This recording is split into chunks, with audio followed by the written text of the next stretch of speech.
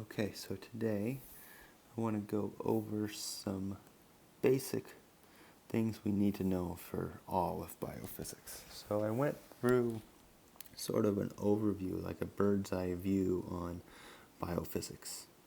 And physics.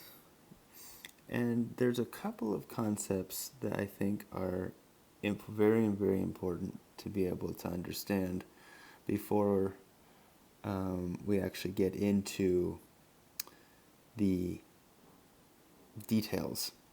And I think the biggest, most important concept to understand is going to be the Fourier Transform. So the Fourier Transform. So if you don't know about the Fourier Transform, Fourier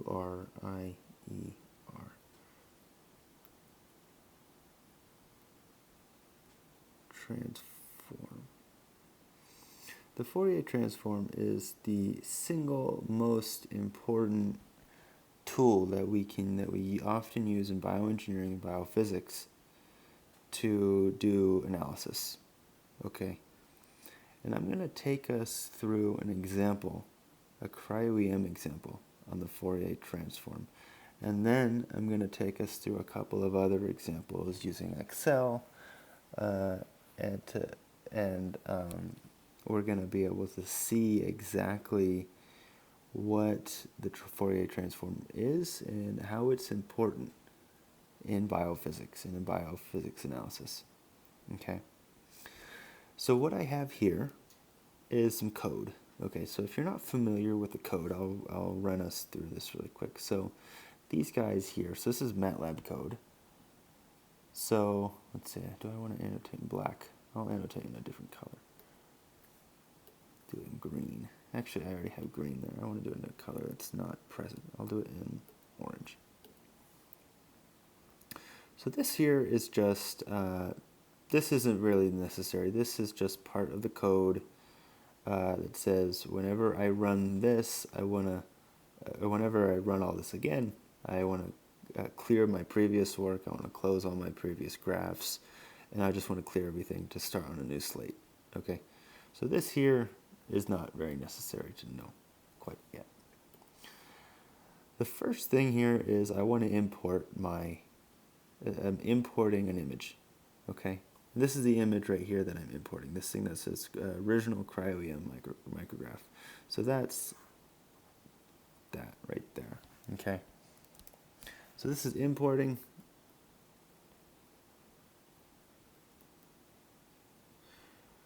And now I'm creating a plot. So I want to create a figure. I'm creating a subplot within the figure. That's sort of unnecessary stuff. And then I want to show. So the first thing I'm doing is I'm showing the original cryo-EM micrograph. This is displaying it.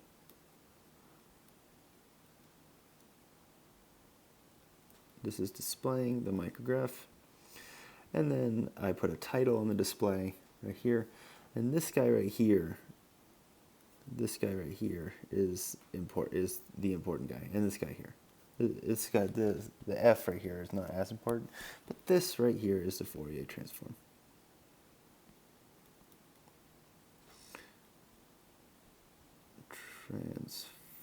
Transform. Okay.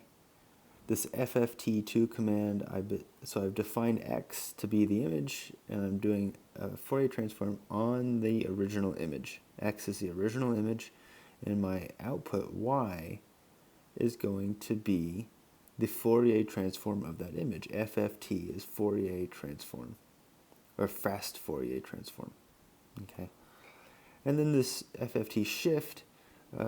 This shifts some of the data in the Fourier transform so that we could see everything. Okay.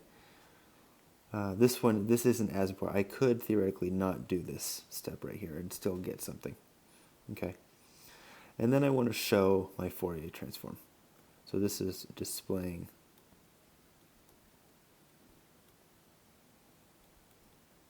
the Fourier. Fourier transform.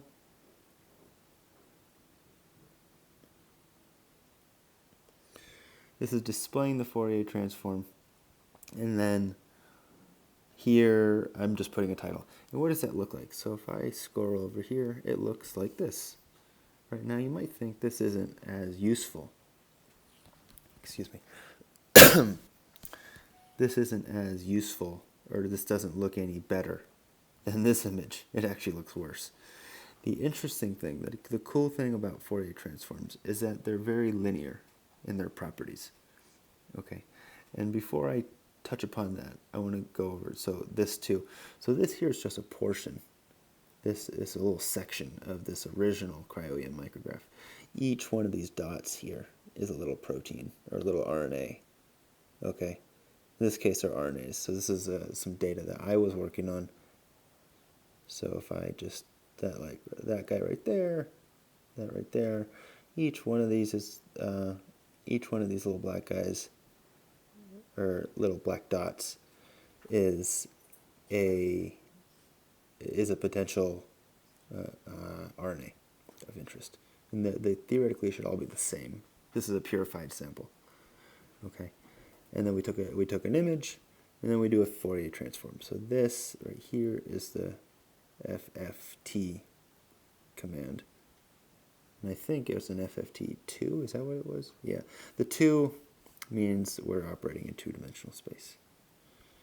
All right, is an image. An image is in 2D space. So you have an X and a Y coordinate, X and Y position. And the idea here is that here's the center, and you can kind of see here these lines right here. Got these lines right here, sort of define our axes. So I could put our axis right here too, our x-axis and our y-axis. And each black dot corresponds to a wave, okay, a wave that makes up this image. Okay, this is a very weird concept to think about, but again, this is, so each tiny little black dot in here corresponds to a wave, and each black dot is one little pixel in size, a wave that has a certain frequency. So if we take this little dot right here, for example, this little dot has, if we were to make our axis, right, I'm just sort of eyeballing things. This is nowhere by means accurate, but just to understand what's going on is what this is doing is that it's telling us, okay, this wave has a frequency in the x direction, and it has a frequency, orange is a little bit difficult, so it has a frequency in the x direction, and it has, instead of doing k, I'll do f, I'll just do frequency in the x direction, and it has a frequency in the y direction, okay, and this wave right here is exactly that. And so theoretically, we should have, this should be sort of a mirror image, so there should be the same point, like right here-ish, around that area. This represents the same wave, okay, the same wave as this one. Whereas a wave represented up here is going to look, it's going to also be down here somewhere. Okay. And similar to regions up here,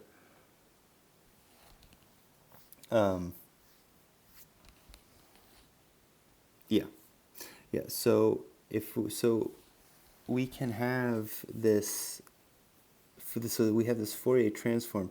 This is basically a bunch of dots that represent an original image. Okay, same thing here. The dots here represent, and we could see how we can almost see some mirror image stuff going on, just like I was talking about down in this, down here. like this right here, this structure right here, it looks the same as this structure right here. Okay, and we're going to get into the details of this a little bit. Yeah, and then we can obviously, so there's this right here, this right here, and so we have this inversion about some center point, okay, in which waves are represented by 2 points on the Fourier transform. Right. This here, so this here zoomed up. These guys right here are RNAs or proteins of interest. Okay, some of it might be noise, and we'll get into how we determine what's noise and what's not. But again, the point here is to learn a little bit about the Fourier transform and what the Fourier transform looks like and what it does. And so with that being said, let's get into what it does. Okay, so what exactly does the Fourier transform do? So right here I have some equations. I'm not going to get quite into them yet because I want to go over something pretty basic here. So the idea behind the Fourier transform is that suppose I had a sinusoidal function. It's not a good looking x-axis. Suppose I had a sinusoidal function, and it's a sine function, and it looks like this.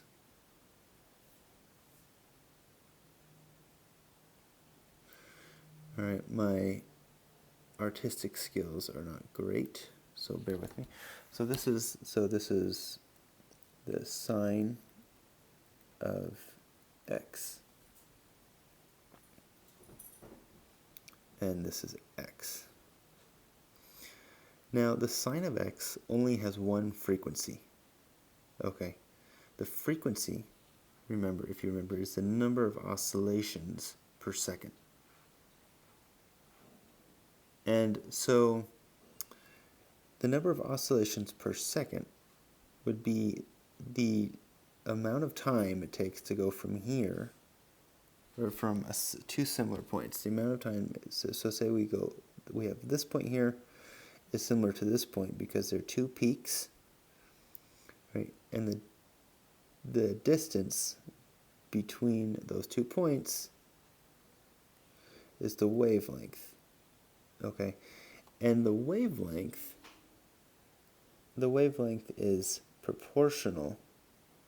The wavelength is actually inversely proportional to the frequency. And in the case of light, this would be c. In the case of anything else, it would be v. So this is the wavelength, this is the frequency, and this is the velocity of the wave. Okay?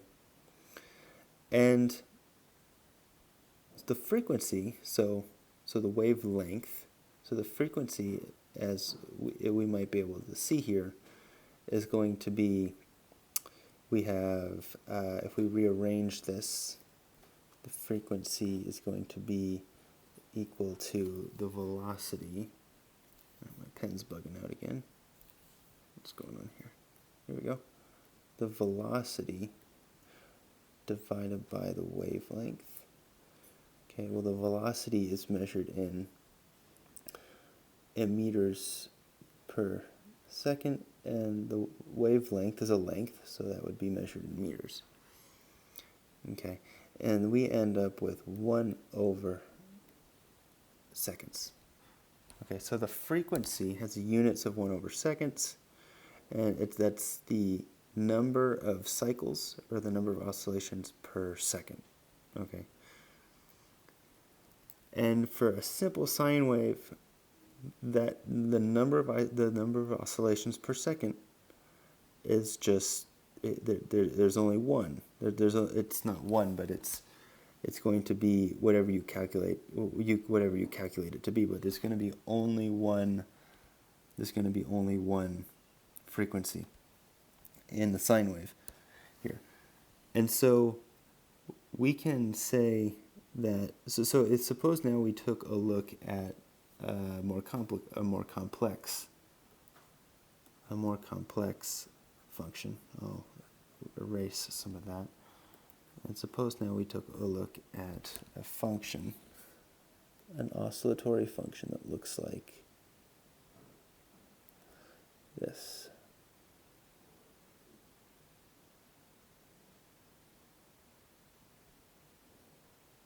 Something like that. Okay. So if I were to continue this out,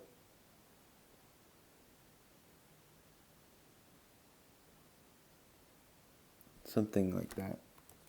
I'll go like that. This is a more complex function.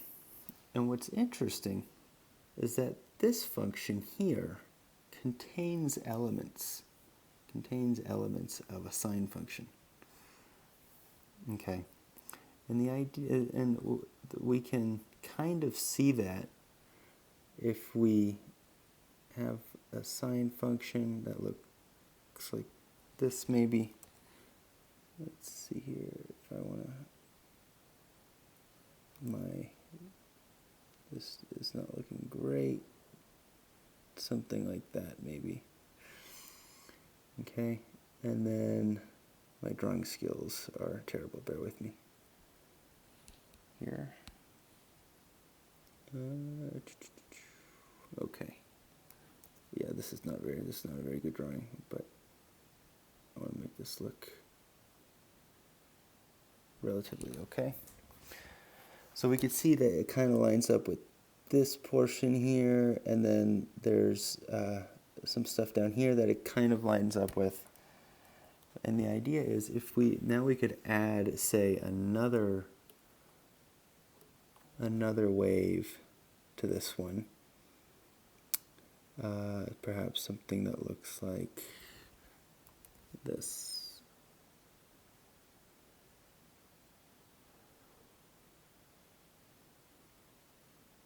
That was perfect, actually. Something like that.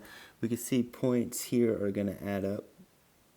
Points down here are going to add up. And we're eventually going to get our black curve. We can phase shift some of these curves. We can to eventually get this complex curve. Okay. If I were to do this, the typical example that most people go through, is one that looks like this. And this is often used in microscopy, where you have something that looks like this. This is something that's called the aperture function.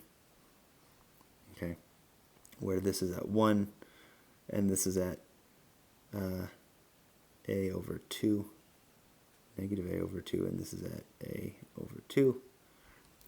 So the width of this square is a, in other words. And if we were to continue this, because the idea is anything that's repeating in nature can be composed of a set of curves, a set of sinusoidal curves that can be added up. My drawing skills are not very good, again, bear with me here, but we can add up curves with each other, so then we can do varying frequencies.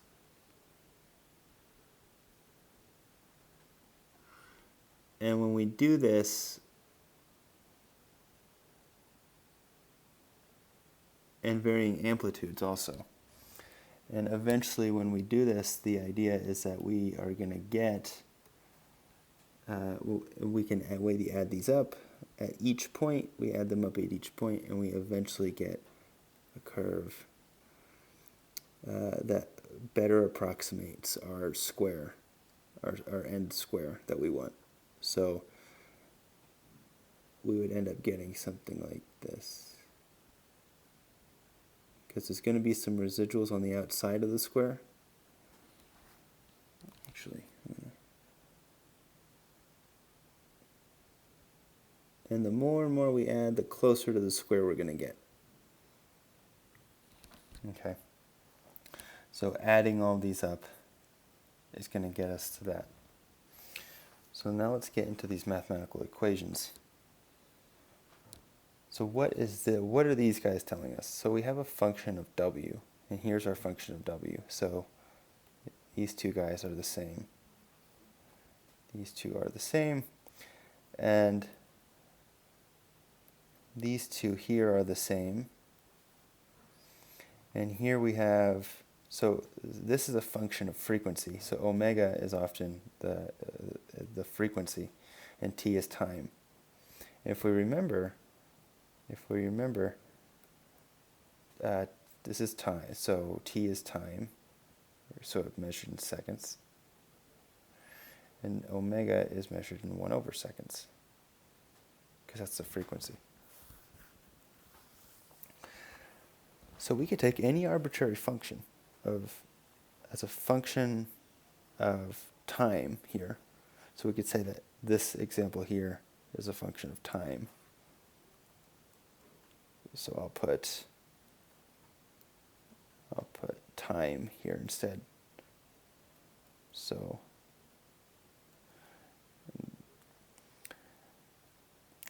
we could theoretically have any function of time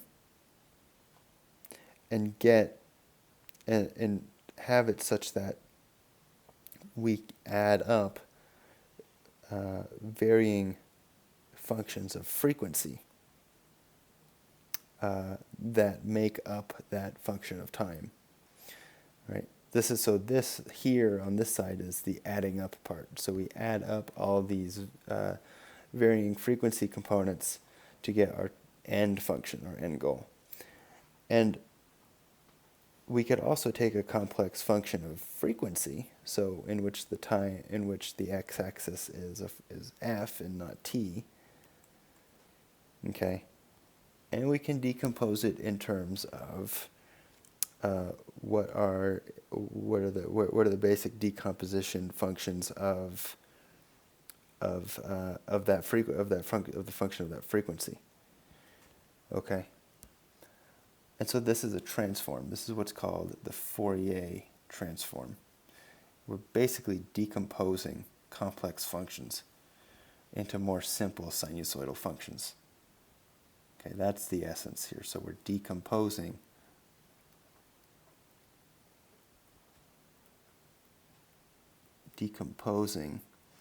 complex repeating functions,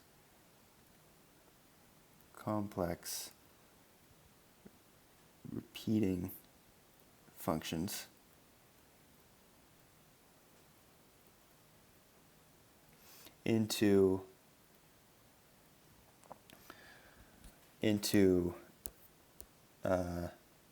less complex repeating functions.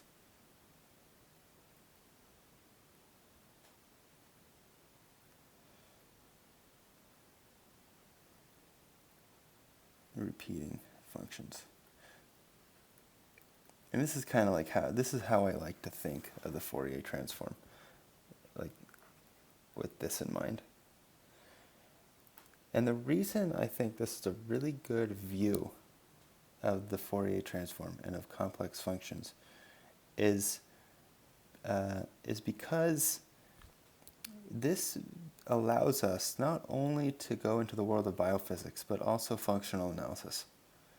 Okay, and I'm not going to get into that right now. I want to create a different playlist on functional analysis.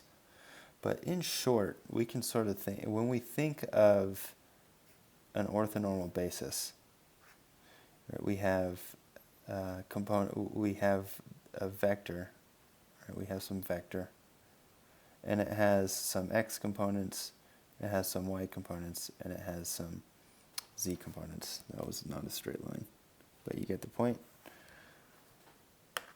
And we can decompose this vector into its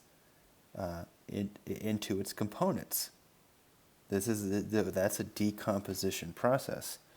So a complex function, right, the Fourier transform is doing the exact same thing. It's just decomposing into functions, right? So in some sense, we can kind of think of these vectors now as representing functions of time, okay?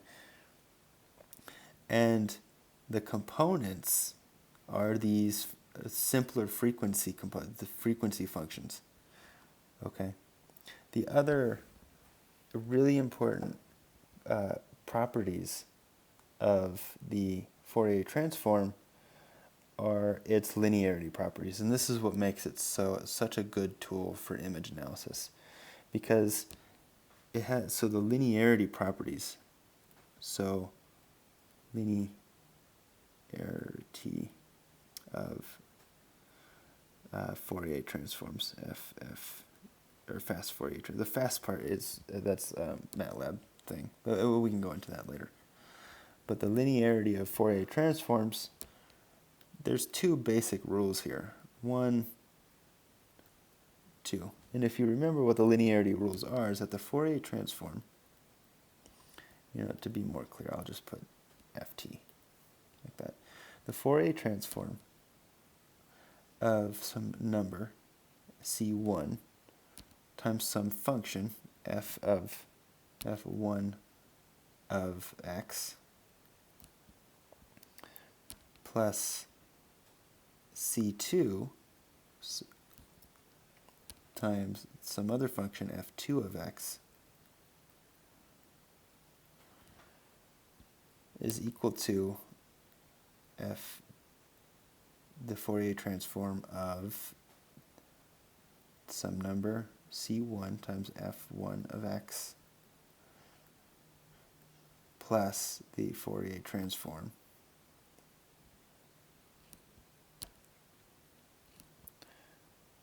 of C2 f2 of x. Similarly, this guy right here, is equal to C1 times the Fourier transform of f1 of x. And we can do the same thing here. And this is sort of rule 2 of the linearity rules. Okay, that's why Fourier transforms are so nice to deal with, because we can, once we take the Fourier transform of an image, we can add images together by using the Fourier transform, and we can, and that makes life so much easier. With that all being said, I don't want to keep this on going for too long, so I'll see you guys in the next video where we will go over some examples of Fourier transforms, and I hope to see you there.